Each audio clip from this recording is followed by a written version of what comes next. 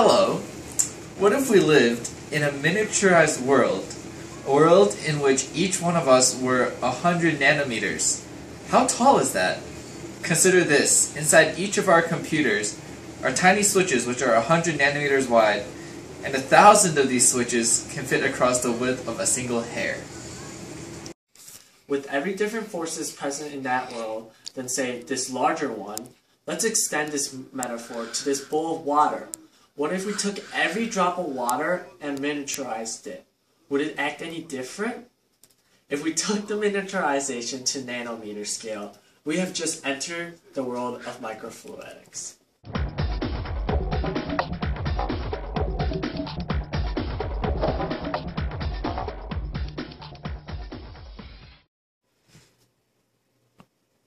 A field that intersects physics, chemistry, engineering, biotechnology, and microtechnology.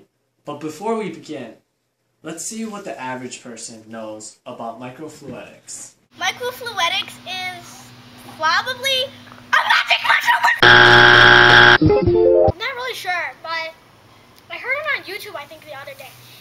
It had a song that went with it, that went like, Microfluidics. Microfluidics is like Microsoft.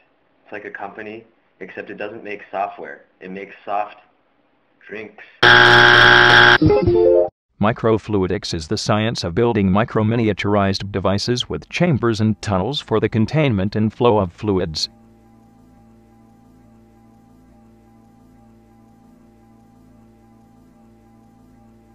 Basically, scientists can monitor the changes in behaved liquid undergoes when we take, say, the plumbing in your house, and recreate it many times smaller.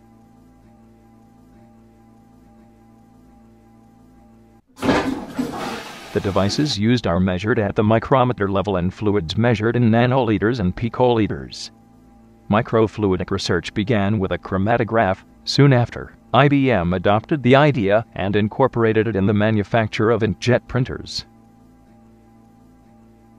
The inkjet printer, like the ones you may find at a local library, uses the concept of microfluidics, in which very small tubes of 70 micrometers carry the ink. About 300 to 600 of these tubes combine or isolate from each other to change the tone of the colors as they appear on the page. Thanks to microfluidics, inkjet printers became much faster and more precise than the common dot matrix printers. Microfluidics functions on a small glass chip, creating a laboratory on microscale.